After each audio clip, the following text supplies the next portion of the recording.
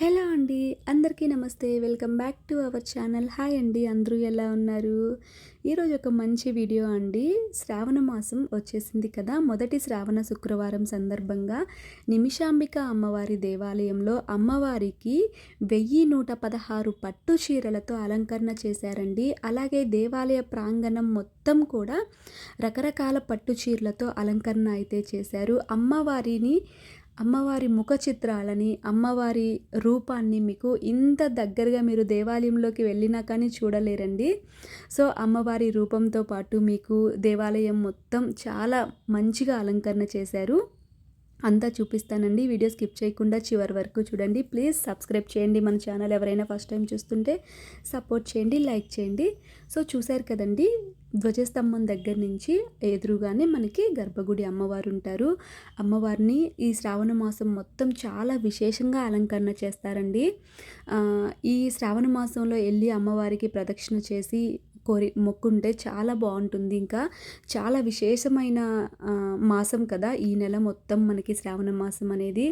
అమ్మవారికి రకరకాల అలంకరణతో అంటే చాలా మంచి మంచి నగలు, చీరలు, ఎంత బాగంటే వర్ణనాతీతం అండి. అది చెప్పడానికి కూడా అంత బాగా అలంకరణ చేస్తారనమాట. అమ్మవారిని అలాగే చూస్తూ ఉండిపోవాలనిపిస్తుంది. చూడండి, ఇంత దగ్గరగా అమ్మవారి కళ్ళు, బొట్టు, అసలుకి ఆ ముఖం చూడాలన్నా అక్కడ కూడా మనల్ని అంత దగ్గరగా చూడనివ్వరండి. ముఖ్యంగా ఈ మాసంలో అయితే దూరం నుంచే నెట్టేస్తూ ఉంటారనమాట. సో, మీకు ఇంత దగ్గరగా అమ్మవారిని చూపించాలి అనే ఉద్దేశంతో అసలుకి కన్ను ఆర్పకుండా చూస్తారనమాట. అంత చక్కగా ఉంటుంది నిమిషాంబికాదేవి అమ్మవారి ముఖ చిత్రం అనేది.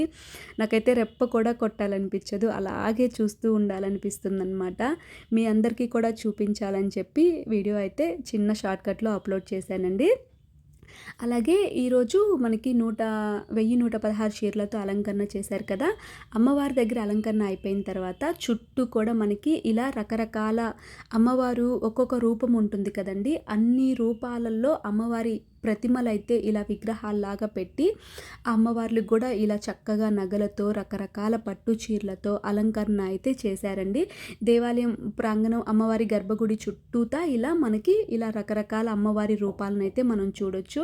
అలాగే పైన కూడా చూడండి, ఎన్ని రకాల పట్టు చీరలేనండి. మొత్తం మళ్ళీ చీరలన్నీ పట్టు చీరలతో చుట్టూ అనమాట. దేవాలయం మొత్తం పైన కింద అంత చుట్టూ ఎటు చూసినా మనకి చీరలతోటే అలంకరణ అనేది ఉంటుందన్నమాట.